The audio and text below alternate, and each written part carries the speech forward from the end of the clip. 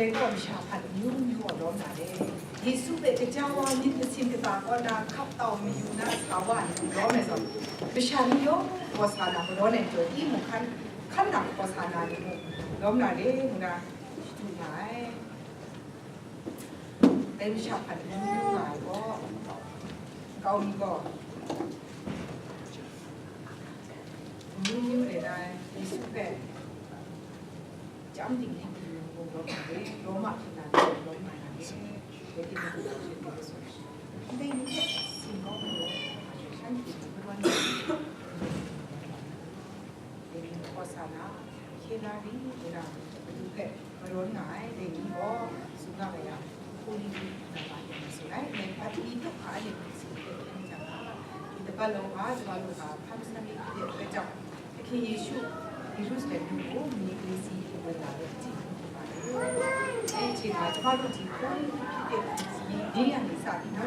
ရှင်ပြန်ထမြောက်ရာနေဖြစ်တဲ့အတွက်ကြောင့်မလို့ကျမတို့နေတိုင်းတက်ရှိမှဒီအကြောင်းအရာလေးတွေကျွန်တော်ပြန်လဲရှင်းနှလုံးသွင်းဖို့အတွက်ကျမရှိဘူးဆိုတော့ပြောလို့လေဒီနေ့ဖမ်းစာလေးနဲ့တက်ဆိုင်တဲ့အရာတွေကိုကျမတို့ပြန်ပြီးမှအကျစာမှာဖောက်ပြတော့မာကုစတင်နဲ့ရှင်တုကဆင်ပြီးပါပါတယ်အဲ့ဒါလေးကျမတို့ပြန်လဲပြီးမှဖတ်ကြားပြီးမှနှလုံးသွင်းဖို့လည်းအားလုံးကိုဖိတ်ခေါ်ပါတယ်လို့ဒီနေ့ခရစ်တော်ဖျားကဒီတပတ်လုံးအတွက်ဒီဖမ်းစန်ဒေးကနေပြီးမှဟိုရှင်ပြန်ထမြောက်ရာနေ့အထိကိုကျမတို့ပြန်ပြီးမှကြည့်လိုက်မယ်ဆိုရင်ဒါခရစ်တော်ဖျားရဲ့အကြီးကျယ်ဆုံးသောဝိညာဉ်ရေးရာတိုက်ပွဲတစ်ခုကိုသူပေါဝင်ဆင်နွှဲနေတာဖြစ်ပါတယ်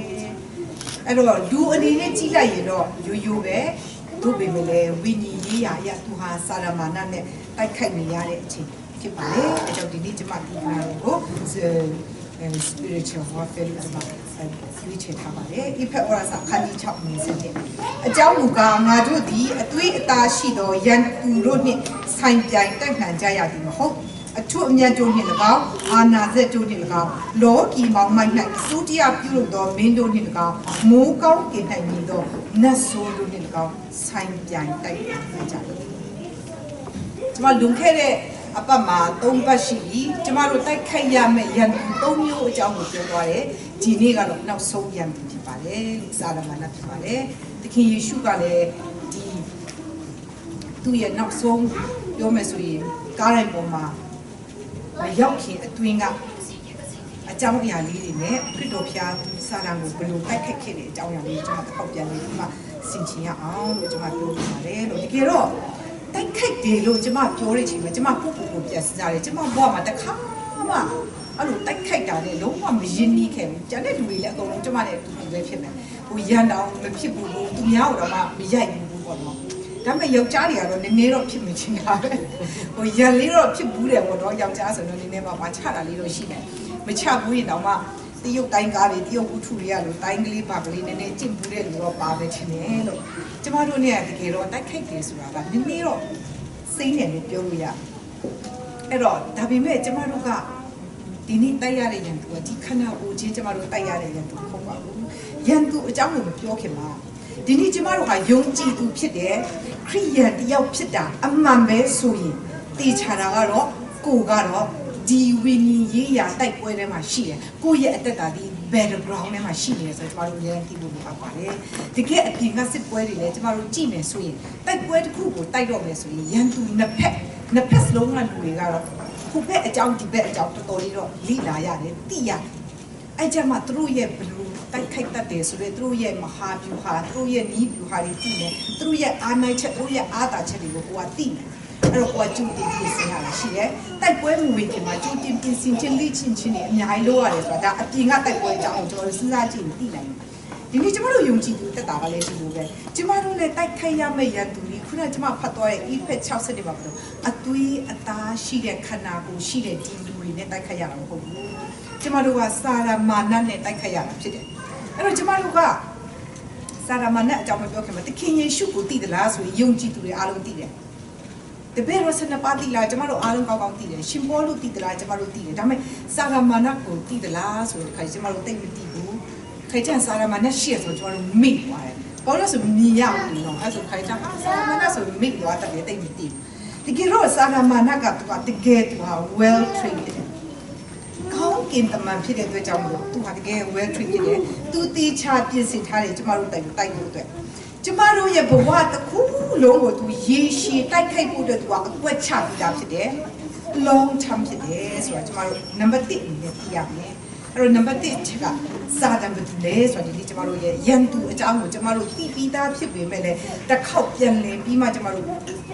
စဉ်းစားကြည့်ကြဘူးကျွန်မဖိတ်ခေါ်လိုပါတယ်လို့စာတံဘသူလဲဆိုတာနံပါတ်1ချက်စဉ်းစားလိုက်မယ်ဆိုရင်ရေစကြည်လခန်းကြီး28အငယ်7နဲ့19မှာပါပါတယ်ကျွန်မဒီတန်းချက်ကိုတော့မဖတ်တော့ဘူးဒါပေမဲ့ဒီတန်းချက်ထဲမှာပါတဲ့အကြောင်းအရာတချို့ကိုပဲကျွန်မပြောတော့မှဖြစ်ပါတယ်လို့အဲ့တော့ဒီရေစကြည်လကျအခန်းကြီး28ကိုကြည့်လိုက်မယ်ဆိုရင်အဲ့ထဲမှာစာဒမာနရဲ့အကြောင်းလေးပါတယ်သူ့ရဲ့ရုပ်ကဘလို့လဲသူကဘလို့ပုံစံရှိတယ်လဲဆိုတဲ့ဟာလေးကိုကျွန်တော်တို့ယဉ်ကြည့်အောင်အဲ့တော့စာရမဏကတဲ့ပညာနဲ့ပြည့်စုံတယ်လို့ပြောတယ်နော်နှလုံးဘိန်းလို့မဟုတ်ဘူးပညာနဲ့ပြည့်စုံတယ်ပြီးတော့တင့်တယ်ခြင်းအတရေနဲ့လည်းစုံနေတယ်လို့ပြောတယ်လှတယ်လို့ပြောတယ်ဂျိုးတွေအတောင်တွေတက်တယ်မပါဘူးကျန်းစာလည်းမရဆိုတင့်တယ်ခြင်းအတရေနဲ့ပြည့်စုံနေတယ်ဖြစ်တယ်တဲ့သူ့ဘယ်မှာနေလဲဆိုတော့ ED အရက်ဖျားခင်ရဲ့ဥယျာဉ်လေတဲ့အဲ့တော့ရေစကြည်လာမှာကျမတို့အိမ်ပြန်ရောက်ရင်28ကလေးပြန်ဖတ်ရအောင်အဲ့တော့သူ့ရဲ့ခေါင်းကဘာတွေပါလဲဆိုတော့ကြောက်မြင့်ယတနာအမျိုးမျိုးကိုဆောက်ထားတယ်အဲ့အမျိုးမျိုးကိုကျမမပြောတော့ဘူးကျမတို့ဗဇက်ထဲမှာရှိတာပြောလိုက်ဒီကဘာကြီးမှာအကုန်လုံးရှိတယ်စိတ်တွေဗဒမြားတွေနီလာတွေဘာညာကွအားလုံးရှိတယ်အဲ့ဒါကိုသူ့ရဲ့ခေါင်းမှာသူဆောက်ထားတယ်တဲ့တော်တော်ပူနေတယ်လှလေလှတယ်ပညာနဲ့လည်းပြည့်စုံတယ်သူတယောက်ဖြစ်တယ်တဲ့ပြီးတော့ရွှေနဲ့လှုပ်ထားတဲ့ပတ်လာနဲ့ပလွေကသူဆောင်ထားတယ်သူမွေးတဲ့နေ့ကလေးကသူ့အတွက်ဖြစ်တယ်တဲ့ကျွန်မဒါလေးကိုစဉ်းစားကြည့်ရင်ဟို Greek ရဲ့နတ်ဖျားကိုကြည့်လိုက်ရင်နတ်ဖျားတိုင်းကသူတို့နဲ့သက်ဆိုင်တဲ့အရာလေးသူ့ရဲ့တည်တည်တာလေးရှိတယ်ဥပမာ the goddess of moon ဆိုရင်လည်းလာကလေး the goddess of victory ဆိုတော့မြားတို့ဘာလို့အဲ့လိုမျိုးဒါစာရမဏကလည်းအဲ့လိုပဲသူ့ရဲ့တည်တည်တာကရွှေနဲ့လှုပ်ထားတဲ့ပတ်တာနဲ့ပလွေသူမွေးကလေးကလူကြားစာလေးမှာပါတယ်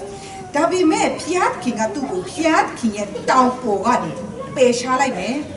မြေကြီးအထိသူ့ကိုနှိမ်ချလိုက်မယ်တဲ့သူ့ရဲ့ပြာကိုမြေပေါ်မှာချပစ်မယ်လို့ယေစတီလာမှာပါတယ်။ဘာကြောင့်လဲဆိုတော့သူ့ရဲ့တင့်တယ်ခြင်းအတီကြောင့်ဝါကြွားသောစိတ်ရှိတဲ့ဂုံထွန်းတောက်သောကြောင့်တင်ဤပညာဒီဖောက်ပြန်တဲ့ရှိပြီးဆိုပြီးယေစတီလာမှာဖော်ပြထားတယ်။အဲ့တော့ကျမတို့ယေစတီလာမှာပါတဲ့ခါနဲ့ကျမတို့ဒီဟေရှာယ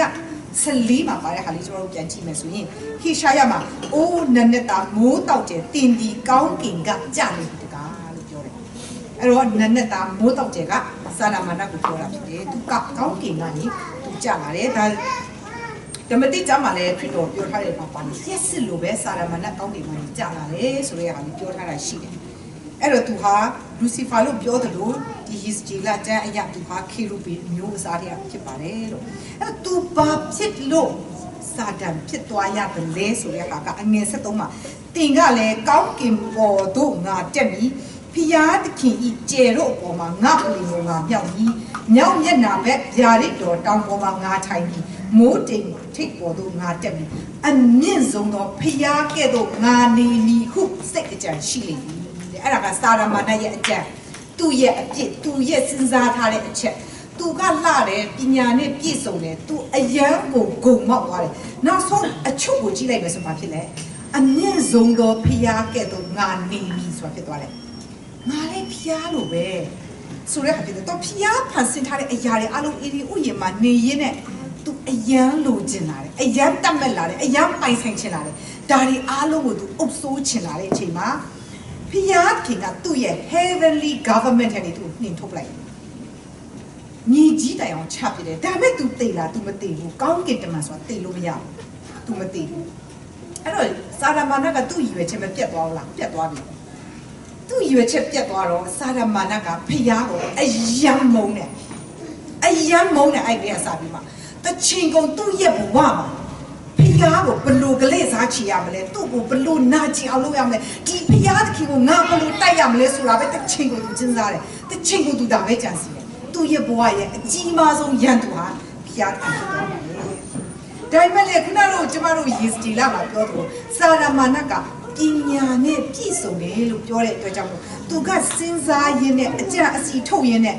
သူဖျားကိုဘလို့အလဲထိုးရမလဲဆိုသူလိုက်ရှာရင်းနဲ့တနေ့တော့စာရမဏကဖျားရဲ့အားနည်းချက်ကလေးကိုသူတွေ့သွားတယ် အဲ့ဒီမှာ तू အရောက်ဝမ်းတာသွားပါလိမ့်မယ်ဟာဟုတ်ပြီဖျားရဲ့အားနဲ့ချက်ကဒါပဲတစ်ချက်ခုတ်လိုက်တာနဲ့3 4 5ချက်တစ်ခါလေးပြတ်သွားအောင် तू အဲ့ဒီအကြံစီကိုထုတ်လိုက်တာဖျားကိုလည်း तू တိုက်ခိုက်နိုင်တယ်သူလိုချင်တဲ့ဒီကဘာကြီးကိုအုပ်စိုးတဲ့အခွင့်ကိုလည်း तू ရဖို့အတွက် तू ကငွေလေးကို तू ပေးပါတယ်အဲ့တော့ဒီအကြောင်းလေးကတော့ကျွန်တော်တို့အားလုံးသိပြီးသားဖြစ်ပါတယ်ငွေထဲကိုဝင်သွားတယ်အေးဝါကိုလှည့်ဖျားတယ်ကိုကြစီအောင်မြင်တယ်လို့ तू ပြောလို့ရတယ်ဖျားကမစားနဲ့စားရင်တေမယ်ဆိုတဲ့အရာစာတာကတကယ်တော့တေမှာမဟုတ်ဘူးမျက်စိပွင့်သွားမယ်ဖျားလို့ဖြစ်သွားမယ်ဆိုတော့မစားဘူးလားစားတာပဲဟိုညောက်လဲအဲ့ဒီချိန်မှာဖျားရှိမှလူကအပြည့်ဆိုတာဖြစ်သွားတယ်စာတာအာရမ်ရောအေဝါရောငွေရောကပါနေကြီးရောကျင့်ချင်းကိုခံရပါတယ်စာရမန္တကအဲ့ဒီအတွေ့အကြုံကနေ तू ဘာရလိုက်လဲဆိုတော့ဘာအမျက်ရလိုက်လဲဆိုတော့ကျင့်ချင်းခံရတဲ့ဒီကပါမီကြီးဟာ तू ကောင်းကောင်းချေလေလို့ရတယ် तू လက်ထဲကအရာပဲဆိုတာ तू အမျက်ရလိုက်တယ်ပြီးတော့ဖျားရဲ့အားနည်းချက်ကို तू သိသွားတယ်လူတွေရဲ့အားနည်းချက်ကိုလည်း तू သိသွားတယ်အဲ့တော့ဖျားရဲ့အားနည်းချက်ကဘာလဲ तू ဖန်ဆင်းထားတဲ့လူတွေကို तू အယံချစ်တယ်အဲ့ဒါဖျားရဲ့အားနည်းချက်အဲ့ဒါကို तू ကသိသွားတယ်ဟာဟုတ်ပြီဆိုတော့ဒီဖျားဖန်ဆင်းထားတဲ့လူတွေကိုနာကျင်အောင်ဒီလူတွေကိုလမ်းမအောင်လုပ်တာဟာဖျားကိုအင်မတန်နာကျင်စေတယ်ဆိုတာ तू သိသွားတယ်အဲ့ဒါကို तू ကျမတို့မိဘဆိုတဲ့စသည်ကျမတို့ကိုနှိမ့်ဆက်ရိုက်နှက်နေကျမတို့ခံနိုင်နေကျမတို့ရှေ့မှာကျမတို့ကလေးတွေကိုရိုက်ပြမယ်နှိမ့်ဆက်ပြမယ်ဆိုကျမတို့ဘယ်မိဘမှာဘယ်နှလုံးသားထဲမှာကျမတို့မကြည့်နိုင်ဘူးဖျားလည်းဒီလိုပဲကျမတို့ကိုနှိမ့်ဆက်နေတယ်ကျမတို့ကိုလမ်းမအောင်လုပ်နေတယ်ကျမတို့ကိုအမျိုးမျိုးနာကျင်နေတဲ့အချိန်စီတဲ့အချိန်မှာကျမတို့ထက်အဆမတန်နာကျင်ရတာဖျားခင်ဖြစ်ပါတယ်အဲ့တော့ဖျားခင်တကယ်နာကျင်သွားတယ်သူဖန်ဆင်းထားတဲ့လူတွေကတကယ်ပဲပြစ်သားဖြစ်သွားတယ်တေမျိုးဖြစ်သွားတယ်သူလူကိုဖန်ဆင်းတော့ကတေဖို့ဖန်ဆင်းထားတာမဟုတ်ဘူးဖျားတကယ်နာကျင်တယ်တကယ်တော့ဟေရှာယ14:15မှာမရဏနိုင်ငံနဲ့တင်းချိုင်းတွင်းကိုအဲဒီစာတမာနအတွက်ဖျားကဖန်ဆင်းထားတယ်သို့ပေမဲ့လည်းစာတမာနကဖျားဖန်ဆင်းထားတဲ့လူတွေကိုသူ့အတွက်ဖန်ဆင်းထားတဲ့အဲဒီမရဏနိုင်ငံတွေကိုသူခေါ်သွားတယ်ဖျားအယံနာကျင်တယ်အဲ့တော့စာတမာနနောက်ကိုအမြတ်ရလိုက်တာရှိတယ်ဗာလေဆိုတော့ဖျားဖန်ဆင်းထားတဲ့လူတွေကိုဖျားကတစ်ဖက်တစ်ဖက်အယံချစ်တယ်ဆိုတော့သူသိသွားတယ်ခုနှစ်ယောက်ကဖျားကိုဖျားချစ်တယ်လို့မချစ်ဘူးဆိုတော့ तू တိသွားပြီ तू တိသွားပြီဖျားက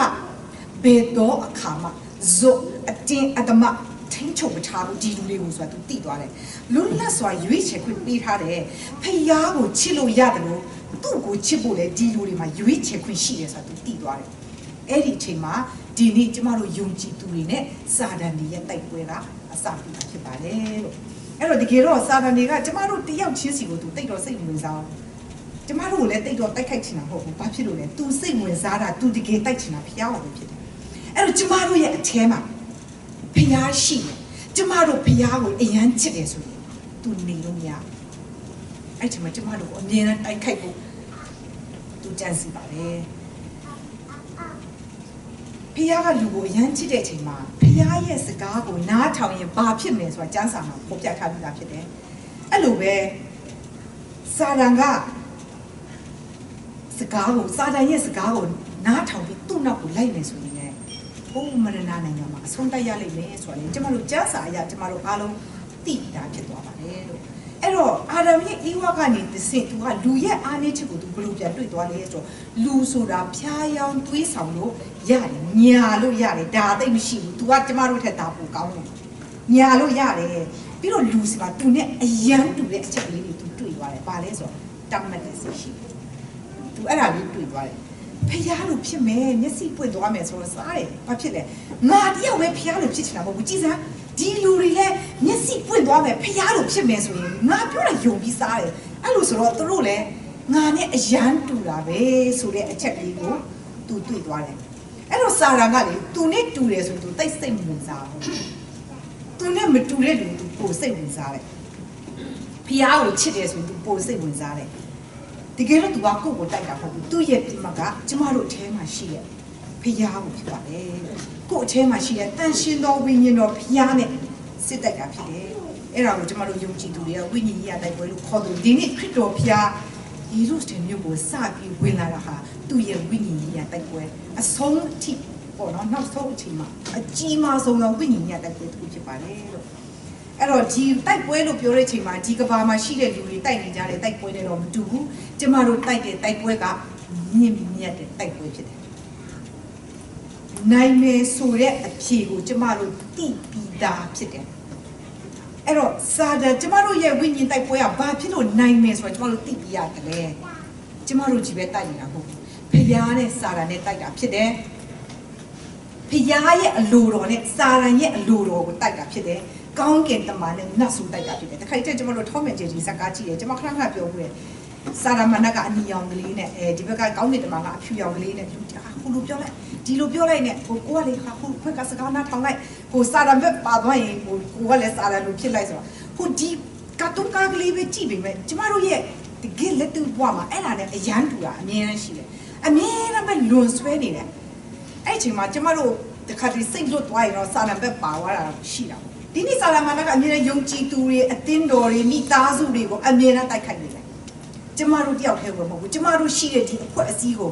ကျမတို့မိသားစုဦးချင်းစီတယောက်ချင်းစီအားလုံးကိုသူအရန်တိုက်ခိုက်တယ်အဲ့တော့တခါကျရင်ကျမတို့ယုံကြည်သူတွေကအဲ့လိုမျိုးစာတန်တိုက်ခိုက်တယ်ဆိုတော့သိထားတော့ကျမတို့ယုံကြည်သူတွေရဲ့ဘဝမှာဖြစ်လေတဲ့မြအရာအားလုံးဟာစာတန်ကြောင့်လို့လေကျမတို့ကထင်တတ်တယ်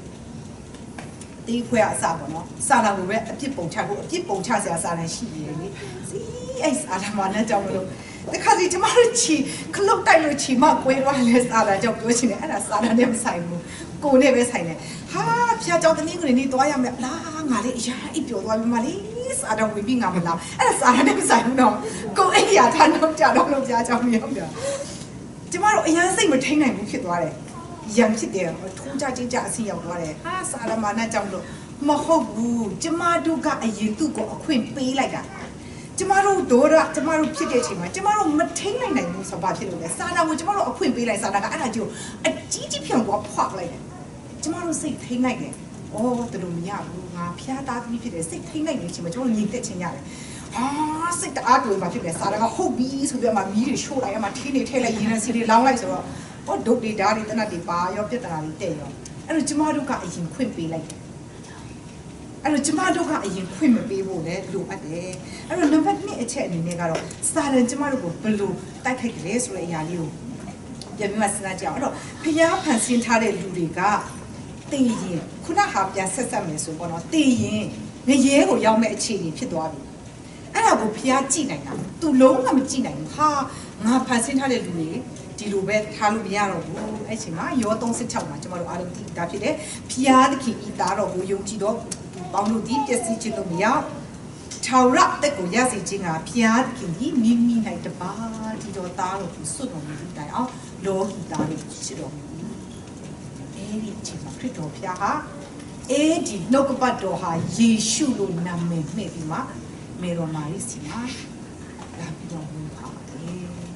်အဲ့တော့ယေရှုဒီလောကကိုကြွလာတာကဒီနေ့ဒီမန္တနာနိုင်ငံကိုသွားလာတော့မဲ့ကျမတို့ကိုကယ်ဖို့ဖြစ်တယ်စာတန်နဲ့တိုက်ဖို့အတွက်ဒီကဘာကြီးကိုလာခဲ့တာဖြစ်တယ်ဘသူနိုင်နေဆိုတော့ကျမတို့အားလုံးသိပြီးသားဖြစ်တယ်တေခြင်းတရားဆိုတဲ့ဒီမန္တနာနိုင်ငံကိုအလဲထိုးပြီးအောင်နိုင်ခဲ့တာဖြစ်ပါတယ်အဲ့တော့ယေရှုဒီလောကကိုကြွလာတယ်ဆိုစာတန်မသိဘူးလားသူသိတာပေါ့စာတန်သိလို့ပဲသူတစ်ချိန်ကုန်လိုက်ပြီးမှနှောက်ယှက်နေတာအဲ့ဒီချိန်မှာနှစ်အောက်ကလေးတွေအများကြီးတည်သွားတယ်ရှိသမျှနှစ်အောက်ယောက်ျားလေးတွေအားလုံးတည်သွားတယ်စဉ်းစားကြည့်စမ်းဖယားကိုသူတတ်လို့မရအောင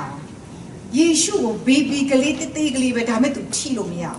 ်ဒါပေမဲ့ဖယားကိုသူနာကျင်အောင်လုပ်တယ်လူတွေအများကြီးတည်သွားတယ်စာရမဏကတောက်မျိုးစုံကနေအမြဲတမ်းသူကတိုက်ခိုက်ကိုကြံစီနေတယ်အဲ့တော့လူက4တိကနေ73ထိမှာခရစ်တော်ဖျားရက်ပေါင်း40အစာမစားဘဲနဲ့ဝိညာဉ်တော်ကသူ့ကိုတော်သူပို့ဆောင်တယ်လို့ပြောတယ်အဲ့ဒီအကြောင်းအရာလေးကိုကျွန်တော်တို့ခါပြပြီးတော့စီချင်းကြည့်ကြရအောင်မယ်ဆိုနံပါတ်1အချက်အနေနဲ့ပါတယ်ဆိုတော့ခန္ဓာကိုယ်ရဲ့တတ်မှတ်ခြင်းဖြစ်တယ်လူကဗိုက်စားတယ်ခရစ်တော်ဖျားရက်ပေါင်း40အစာရှောင်တယ်ဗိုက်စားတယ်အဲ့ဒီကြောက်ခဲကိုမုံလုံနိုင်တဲ့တကူသူစမရှိတယ်အဲ့ဒါကိုစားတာငါသိတယ်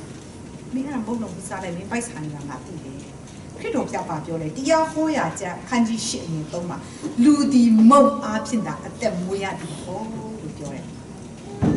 အဲ့မှာစာရမဏေအေးဟုတ်ပြီလေအဲ့ဆိုတော့နံပါတ်1ပါလေ လူရဲ့တတ်မှတ်ခြင်းလောကီစီစဉ်ဟုတ်တယ်မျက်စိရဲ့တတ်မှတ်ခြင်းဘာဖြစ်လို့လဲဆိုတော့သူ့ကိုကိုးကွယ်လိုက်တာနဲ့ဒီတိုင်းနိုင်ငံနဲ့အကုန်လုံးကိုပေးမယ်သူဘလောက်ဖျားယူနဲ့ဖျားဖြစ်ချင်နေဆိုတော့ပဲကြည့်တော့သူ့ကိုကိုးကွယ်လိုက်တာနဲ့ဒါတွေကအကုန်လုံးပေးမယ်ကိုဖြက်လက်နီးလိုက်ကိုပြောတာလေခင်ရှင်ဖြက်လက်နီးလိုက်နေတာကဲနေစရာမလိုငါ့ကိုကိုးကွယ်လိုက်ပြီးသွားပြီဖြစ်တော်ဖျားပါပြောလေဝုတ်ပြူရကြတဲ့မှာပါလေတင်ဤဖျားခင်ထာဝရဖျားကိုတောင်ဝုတ်ပြူရမယ်အဲ့တော့စာရမဏကဒီဇွဲမလျှော့သူဟိုးကျော်စောကိတ်ကြီးနဲ့ဝါကြွားခြင်းနဲ့ပြန်ပြီးမှဖြစ်တော်ဖျားကိုသူပါပြောလဲဆိုတော့အေးဟုတ်ပြီမင်းငါ့ကိုနှစ်ခါနှုတ်ဘတ်တော်နဲ့ငါ့ကိုပြန်ပြီးမှချတယ်ငါလည်းပြန်ချမယ်စာရမဏကဒီကကျမ်းစာမှာပြောတယ်တဲ့ဆာလံ61မှာပါတယ်။သွားလေရာရာနဲ့တင့်ကိုစောင့်ရှောက်စီခြင်းကကောင်းကင်တမန်တို့ကတင့်အဖို့မှားထားတယ်။ဒီကျမ်းစာမှာအဲ့လိုပါတယ်ခုံချတယ်။ကျမ်းစာနဲ့ပြန်ပြီးမှခရစ်တော်ဖျားကိုတိုက်ခိုက်ပါတယ်။ခရစ်တော်ဖျားကတရားဟောရကျမ်းခန်းကြီး6နဲ့16မှာတင်ဤဖျားခင်ထာဝရဖျားကိုအစုံစမ်းမတူရ။အဲ့ဒီမှာစာရမဏကအထံတော်ကနေထွက်သွားတယ်ကာလအတန်အရာနေလေဤလို့ပြောတယ်ကာလအတန်အရာနေလေဤဆိုတာလေးကိုနားထောင်ကြည့်ရင် तू ပြန်လာအောင်ပါအခုတော့ तू ရှုံးသွားပြီလေအဲ့ကြောင့်ခဏလေးသွားမကြခင်နည်းနည်းအာယူပြီး ပြန်လာအောင်ပါကာလအတန်အရာနေလေဤတဲ့သဘောပါ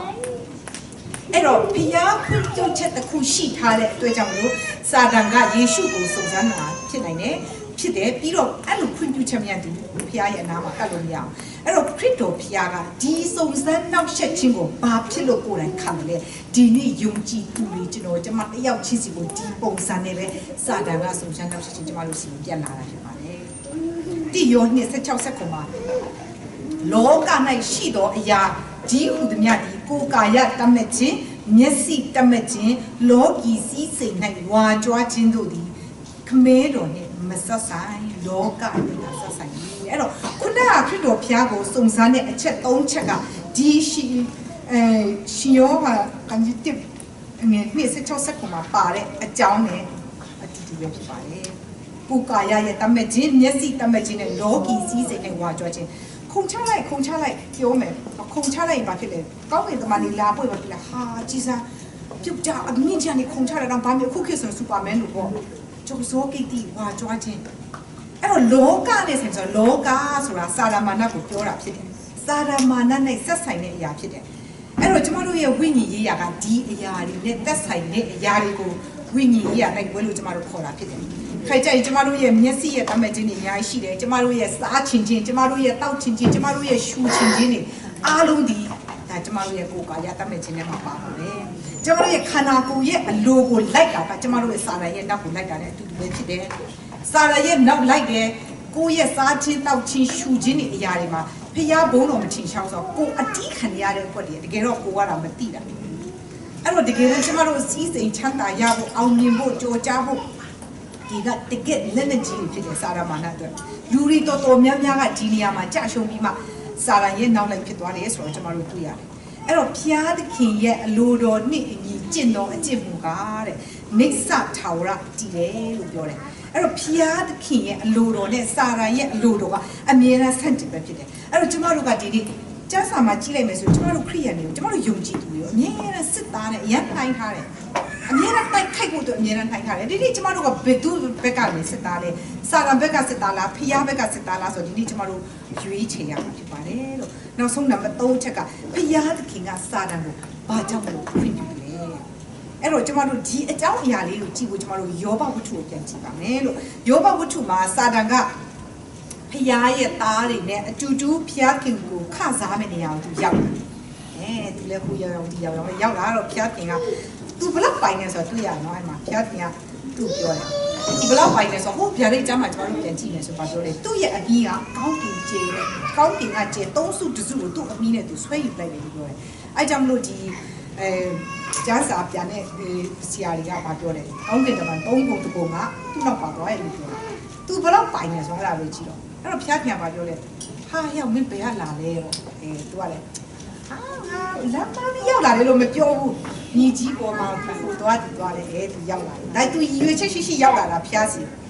အဲ့တော့ဖျားခင်ကပြောတယ်အေးငါ့ကျွယောဘကိုကြည့်လိုက်စမ်းတဲ့သူကအယမ်းစုံလင်ဖြောက်မှတ်တယ်ဖျားကိုလည်းကြောက်တယ် မကောင်းတဲ့အကျင့်ကိုရှောင်တယ်လို့ပြောတယ်အဲ့တော့ယောဘရဲ့အကြောင်းကိုကျမတို့အားလုံးသိပြီးသားဖြစ်တယ်သူကအရန်ချမ်းသာတဲ့လူဖြစ်တယ်ကြွယ်ဝတဲ့လူဖြစ်တယ်အဲ့တော့ဘုရားခင်ကစာရမဏေကိုပြောတော့စာရမဏေကဘာပြောလဲဆိုတော့ဣလီတဲ့ဘုရားခင်ရဲ့တဲ့သူတလောက်ကောင်းကြီးတွေပြီးနေတာတဲ့အဲ့ဆိုတော့သူကတဲ့ယုံမှာပေါ့တဲ့အဲ့ဆိုတော့တဲ့အဲ့ဒါလေးအကုန်လုံးရုပ်သိမ်းလိုက်ပါလားတဲ့ဖျောက်ပြစ်လိုက်လိမ့်မယ်တဲ့ဖျောက်ပြစ်လိုက်လိမ့်မယ်ဆိုတော့ဘောကအဲ့ဒါလေးအကုန်ရုပ်သိမ်းလိုက်ဒီလူငါလူပဲပြန်ဖြစ်လာမှာ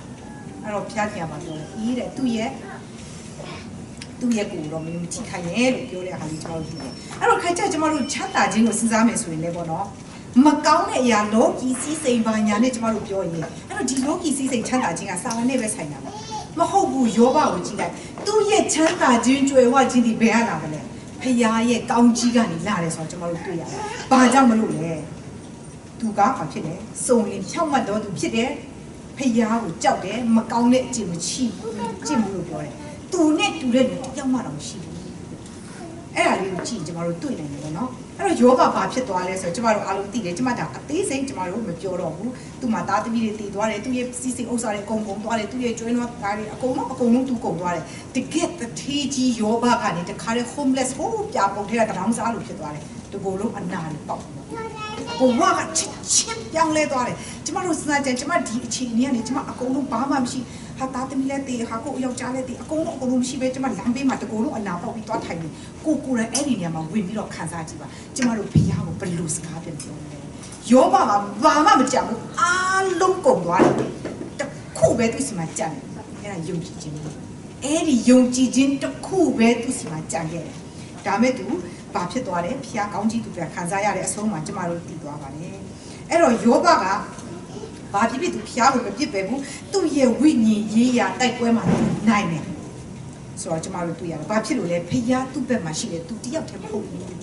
းဆိုတော့သူကြည့်ရတဲ့ဖြစ်ပါတယ်လို့အဲ့တော့ဒီဥပမာလေးကိုကျမတို့ပြန်စဉ်းစားကြည့်လိုက်ရင်ဖျားခင်ကဘာကြောင့်စာတန်ကိုရှိနေစေတယ်လ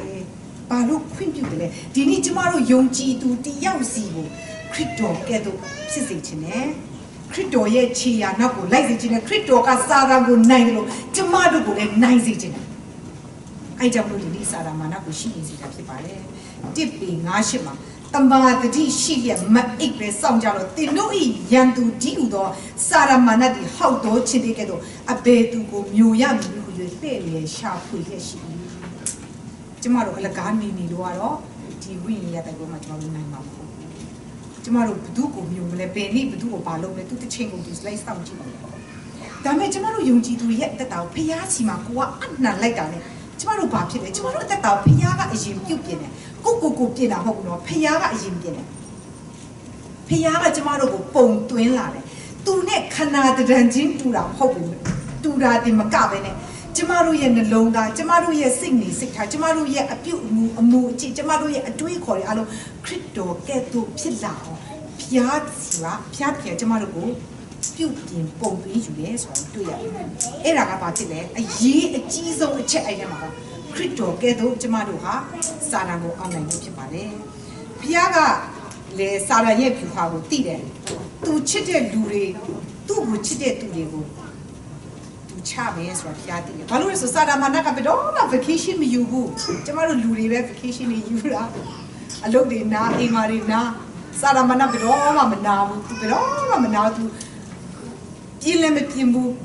မောလည်းမမောဘူးကျမတို့တိုက်ဖို့အတွက်အမြဲတမ်းအကြံအစီအစ်တွေနဲ့ကျမတို့နားမှာလည်းရှိအဲ့တော့ဖျားခင်ရဲ့သားတော်ကလူစားကြီးခံပြီးမှဒီလောကကိုရောက်လာတယ်ဒီနေ့ခရစ်တော်ဖျားကစာရမဏတ်ကိုအလွဲထိုးနိုင်ခဲ့ပြီဆိုတော့ကျမတို့သိတယ်အဲ့တော့ဒါကိုကျမတို့ယုံကြည်သူတွေရဲ့အသက်တာအမြဲတမ်းခွန်အားယူပြီးမှကျမတို့တိုက်ပွဲဝင်လို့လေကျမတို့နေနေတဲ့ဒီကဘာကြီးကလေရန်သူရဲ့နေနေဖြစ်တယ်ဥပမာအမေရိကန်စစ်သားတွေဟိုအာဖဂန်မှာသွားပြီးမှစစ်တိုက်တွေထားပါတော့သူတို့အမြဲတမ်းဒီစစ်ဝတ်စုံကိုအိတ်နေတော့မှမချွတ်ဘူးသူတို့ရဲ့ documentary ပြန်ကြည့်လို့ရတယ်အမြဲတမ်းစစ်ဝတ်စုံပြည့်ဝတ်ထားရတယ်ဘယ်အချိန်မှဘယ်သူဘာလာပြစ်လိုက်မလဲသူတို့မသိဘူးဒီနေ့ကျမတို့နေနေတဲ့ဒီကဘာကြီးကရန်သူရဲ့နေနေဖြစ်တယ်ရန်သူရဲ့နေမြေစာရရဲ့နေမြေမှာကျမတို့ရှိနေတဲ့အတွက်ကြောင့်ကျမတို့လည်းစစ်ဝတ်စုံပြည့်ဝတ်ထားရမယ်အမြဲတမ်းအဲ့ဒါကိုချွတ်ထားပြီးရှောက်သွားရင်တော့ကျမတို့ခံရမှာပဲအဲ့တော့ကျမတို့အားလုံးသိတယ်ကျမတို့ရဲ့စစ်ဝတ်စုံကတော့ effect ဟောရတာခန်းကြီး6အနေနဲ့7ကနေ18ဒီနေ့ကျမတို့အပြန်အလှန်မှာ ဖတ်သွားတာဖြစ်ပါတယ်လို့ဒါ armor of God ဖြစ်ပါတယ်ကျမတို့ဟာသစ္စာဆိုတဲ့ကပတ်ရှိဖို့လိုတယ်ဆိုတော့ကျမအဲ့ဒီအကိုစဉ်းစားကြည့်လိုက်မယ်ဆိုရင်အဲ့ဒီခေတ်တုန်းကဥပမာပေးထားတာကရောမစစ်သားတယောက်ရဲ့စစ်ဝတ်စုံကိုကျမတို့မြင်အောင်လို့ရတယ်။ဒါဆိုကျမပြလိုက်တော့ပြောစင်ပြီပေါ့နော်။ရောမစစ်ဝတ်စုံကိုကျမတို့ကြည့်လို့ရတယ်။အခုလိုမျိုးနဲ့ခပတ်ကျမတို့ရိုးပတ်တာနဲ့မတူဘူး။အဲ့ဒီခပတ်ကနော်ပြီးတော့သူကအကာအကွယ်ရှိတဲ့ခါမျိုးဟိုတစ်ခုတည်းပတ်တာမျိုးမဟုတ်ဘူး။ဟိုတန်လိုဘာလိုလေအရှိကြီးနဲ့ဟိုစကတ်လိုနဲ့ပတ်တဲ့ခါမျိုးအဲ့ဒီခပတ်မှာဘာထည့်ဓာတ်ကိုထည့်အဲ့တော့ခပတ်ကအရာအရေးကြီးတယ်ဆိုတော့တွေ့ရအဲ့တော့စဉ်းစားကြည့်လိုက်အဲ့ဒါမပါဘူးဆိုရင်သူတို့ချဖို့အတွက်ဒါပဲနားမှာတော့ထည့်မယ်ပေါ့နော်လူဝိအခုကိစ္စနာချင်းလည်းအဲ့လိုပဲကျမတို့မိသားစုမှာကျမတို့အလုံးမှာကျမတို့အိမ်ထောင်မှာကျမတို့အသင်းတော်မှာတစ္ဆာရှိဖို့လိုသူဖျားပေါ်မှာကျမတို့တစ္ဆာရှိဖို့လိုအပ်တယ်အဲ့တော့ဖြောက်မှတ်ခြင်းရင်ဥဒ္ဒစာဖြစ်တယ်အဲ့တော့ဖြောက်မှတ်ခြင်းကျမတို့လူသားတွေတချို့ထို့ရောသူတွေဖျားကိုမသိပေမဲ့ဖျားကိုမရှိဘူးဆိုတဲ့လူတွေလည်းအရင်ဖြောက်မှတ်တဲ့လူတွေရှိတယ်တို့ပေမဲ့လည်းအဲ့ဒီဖြောက်မှတ်ခြင်းကိုဒီနေ့ပြောချင်တာပေါ့ခရစ်တော်ယေရှုကြောင့်သာလျှင်ကျမတို့ကဖျားသခင်ရှိမှဖြောက်မှတ်သူဖြစ်ရတယ်အဲ့တော့ဒီနေ့ပြောချင်တဲ့ဖြောက်မှတ်သူဟာခရစ်တော်ဖျားကိုပြောတာဖြစ်တယ်ခရစ်တော်ဖျားကိုရတော်သူသာလျှင်ဖျားရှိမှကျမတို့ဖြောက်မှတ်သူဖြစ်ရတာဖြစ်တယ်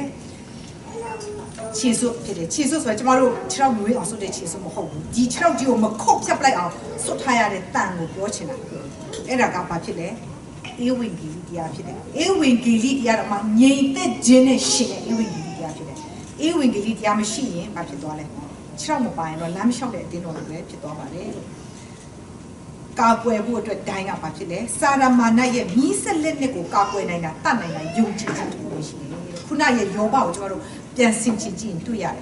ဒီလက်နဲ့ကိုသူဘာနဲ့ပဲနိုင်ခဲ့တယ်ဘာနဲ့ပဲကာနိုင်တယ်လဲယုံကြည်ခြင်းတစ်ခုနဲ့ပဲသူကာကွယ်နိုင်တယ်ပြီးတော့တန်ခမောက်ဆိုတာကဲကြည်ခြင်းဖြစ်ပါတယ်တိုက်ပွဲမှာတန်ခမောက်မပါရင်တေးပြီဆိုတာကျမတို့သိတယ်တေးပြီဆိုတာနဲ့ဘာဖြစ်သွားပြီလဲကျမတို့ငရဲကိုတော့သွားရမယ်ပြောချင်တာဖျားကိုမိသွားရင်ပေါ့နော်အဲ့တော့ဓာဆိုတာကနှုတ်ကပတ်တော်ဒီဟူသောဝိညာဉ်တော်ရဲ့ဓာလို့ပြောတယ်အဲ့တော့စာရမာနကိုကျမတို့ကဒီနေ့နှုတ်ကပတ်တော်ကလွဲလို့ဘာနဲ့မှကျမတို့မနိုင်ပါဘူးဒီဝတ်စုံတွေကတခုမှလည်းကျမတို့ချွတ်လိုက်လို့မရဘူးအဲ့တော့ဝိညာဉ်ရေးရတိုက်ပွဲမှာစာရကိုကာကွယ်နိုင်ခြင်းဒီယုံကြည်ခြင်းတစ်ခုပဲရှိတယ်လို့တိုက်ခိုက်နိုင်တာဒီလေနှုတ်ကပတ်တော်တစ်ခုလည်းပဲရှိတယ်နှုတ်ကပတ်တော်ကဖျားသခင်ရေးထားတဲ့ဖျားသခင်ရဲ့နှုတ်ထွက်စကားဖြစ်တဲ့အတွက်ကြောင့်အသက်ရှိတဲ့အရာဖြစ်တယ်အဲ့ဒီအသက်ရှိတဲ့နှုတ်ကပတ်တော်ကျမတို့အထဲမှာရှိမှဒီဝိညာဉ်ရေးရတိုက်ပွဲကိုကျမတို့နိုင်မယ်ဒီနှုတ်ကပတ်တော်ကျမတို့အထဲမှာမရှိရင်ကျမတို့အထဲမှာအသက်မရှင်ဘူးဆိုရင်ဒီနှုတ်ပတ်တော်ကိုကျမတို့မသိဘူးဆိုရင်စာရမာနကိုကျမတို့မတိုက်ခိုက်နိုင်ပါဘူးစာရမာနကနှုတ်ကပတ်တော်နဲ့ကျမတို့ကိုလာတိုက်ခိုက်တယ်ဆိုရင်ကျမတို့ဘာပြန်ပြောမလဲကျမ်းစာပြေသူပြောနေတဲ့အချိန်မှာကျမတို့ကမှန်တယ်လို့ပဲကျမတို့လက်ခံမလားစာရမာနကလိမ်လေသူလှည့်ဖျားသူဖြစ်တယ်ဆိုတာကျမတို့အမြဲတမ်းသိရမယ်ကျမ်းစာကိုပဲပြောနေပေမဲ့သူဟာလိမ်လေသူဖြစ်တယ်လှည့်ဖျားသူဖြစ်တယ်အဲ့တော့အရောက်စီတိုင်းကျမတို့ကျမ်းစာဖတ်ရမယ်ကျမတို့လိုက်လျှောက်ရမယ်နှုတ်ကပတ်တော်မသိဘူးဆိုရင်ကျမတို့ကစစ်ရှုံးတဲ့သူတွေဖြစ်သွားနိုင်ပါတယ်အဲ့တော့ဖျားခင်ကသူ့ရဲ့နိုင်ငံတော်နဲ့အကြံအစီပြီးမြောက်ဖို့အတွက်စာရမာနကိုဒီနေ့ထိကျမတို့နဲ့အတူတူရှိနေစေတာဖြစ်တယ်နောက်ဆုံးသောကာလစာရမာနရဲ့နောက်ဆုံးသောကာလမရောက်ခင်အထိဒီကမ္ဘာကြီးမှာရှိနေမှာဖြစ်ပါတယ်အဲ့တော့ကျမတို့ယုံကြည်သူတွေကဝိညာဉ်ရေးရတိုက်ပွဲဆိုတာကျမတို့ကြောက်ဖို့မဟုတ်ဘူးပြီးတော့ကျမတို့လစ်ယူရှုထားဖို့လည်းကျမတို့မဟုတ်ပါဘူးလို့ကျမတို့ရဲ့ဒီကဘာတေးသေးလေးကိုပဲကြည့်ပြီးကျမတို့အသက်ရှင်နေရမှာမဟုတ်ဘူးကျမတို့သွားရမယ်ထာဝရကာလအထိကျမတို့အသက်ရှင်ပြီးကျမတို့သွားရမယ်စာရန်ဘလူကြရှုံပြီးမှဘလူမရဏနိုင်ငံမှာအဆုံးသတ်မယ်ဆိုတာတမန်ကျမ်းစာမှာအားလုံးပါပါတယ်လို့အားလုံးအတိအကျပါလေဒါကိုတိရသားနဲ့ကျမတို့ရဲ့နေ့တိုင်းအသက်ရှင်ဖို့မှာစာရန်ကိုကျမတို့ဘာလို့အရှုံးပေးရမလဲဘာလို့ကျမတို့စစ်ရှုံးသူတွေနေလဲကျမတို့မြင်ရမယ်ကျမတို့ယုံကြည်သူတွေကဖျားသခင်ရဲ့နိုင်ငံတော်နဲ့ဘုန်းတော်ကိုတက်တည်ထူရမယ်အဲ့ဒီမြင့်မြတ်တဲ့သူရဲ့ကောင်းတွေဖြစ်ကျမတို့ကကောင်းကင်နိုင်ငံကိုဝင်စားရဖို့ဖျားကအလိုလိုရှိတာဖြစ်တယ်အဲ့ဒါကြောင့်မလို့ကောင်းကင်နိုင်ငံတော်မှာကျမတို့ဝင်စားတဲ့အချိန်မှာဖျားပြန်มาဖြစ်တယ်ကျမတို့ကိုဆုလက်တရဖူတွေနဲ့သူစောင့်ကြိုနေမယ်လို့ပြောတယ်စောင့်ကြိုနေမယ်ဆုလက်တရဖူနဲ့ဆိုတော့သူရဲ့ကောင်းတွေကိုပြောတာဖြစ်ပါတယ်စစ်နိုင်တဲ့သူတွေကိုပြောတာဖြစ်ပါတယ်လို့ဒီနေ့ကျမတို့တယောက်တည်းတိုက်ရတာမဟုတ်ဘူးကျမတို့ဘဝရဲ့တိုက်ပွဲတွေကဖျားသခင်ကျမတို့နဲ့အတူတူရှိနေတယ်တန်ရှင်တော်ဝိညာဉ်တော်ဖျားကျမတို့နဲ့ရှိနေတယ်နှုတ်ကပတ်တော်ကျမတို့နဲ့အတူတူရှိနေတာဖြစ်ပါတယ်ဒီနေ့ကျမတို့အားမလျှော့ပဲနဲ့ကျမတို့ယုံကြည်ခြင်းအပြည့်နဲ့ကျမတို့တွားရအောင်လို့ကျမဖိတ်ခေါ်လို့လေကျမတို့လည်းစာရမာနတူအောင်နိုင်သူဖြစ်တယ်ဆိုတော့ကျမတို့လည်းရေးရဲဝုံစာရမာနကိုလည်းသိစေရမယ်ငါမင်းတို့ကိုရှုံးတယ်လို့မဟုတ်ဘူးနိုင်တဲ့သူကိုယုံကြည်တဲ့ရောက်ချင်းစီဟာစာရမာနကို နိုင်တဲ့သူဖြစ်ရမယ်အဲ့ဒါမှလည်းကျမတို့ရဲ့အသက်တာမှာဖျားဘုံတော်ကိုထင်ရှားပြီးမှကျမတို့ရဲ့အောင်နိုင်ခြင်းဒီတကယ်တော့ကျမတို့ဖျားဘုံတော်ကိုထင်ရှားစေခြင်းပဲဖြစ်ပါတယ်လို့အဲ့လိုဒီနေ့ဖမ်ဆန်ဒီနေ့မှာခရစ်တော်ဖျားကတော့မြေကလေးစီးပြီးမှယေရုရှလင်ကိုဝင်သွားပါပြီမကြခင်မှာသူကစုံစမ်းထောက်ဖြစ်ခြင်းကိုသူခံရမယ်သူရိုက်နှက်ခြင်းကိုသူခံရမယ်ပြီးတဲ့ချိန်မှာကားလိုက်ကိုခံပြီးမှဘောလာဘောတာကိုတက်သွားနေခြင်းရပါပြီတောက်ကြနေဆိုတော့ Friday ဖြစ်ပါတယ်လို့စာဒမာနကိုခရစ်တော်ဖျားဘယ်လိုအလဲထိုးလိုက်တယ်လဲဆိုတဲ့အရာကိုအမြင်နဲ့ကျမတို့နှလုံးသွင်းထားပြီးမှကျမတို့အသက်တာမှာရောက်လာမယ့်ဝိညာဉ်ရေးရာတိုက်ပွဲအားလုံးကိုလည်းအောင်နိုင်သူဖြစ်ကျမတို့ဆက်လက်ပြီးမှတိုက်ပြီးမှအရောက်စီတိုင်းဖျားဘုံတော်ကိုထင်ရှားစေသူတွေဖြစ်ကြပါစို့လို့တိုက်တွန်းလို့ဆိုပါတယ်ရောက်စီတိုင်းမှာဖျားပြန်ကောင်းချီးပေးပါစေအာမင်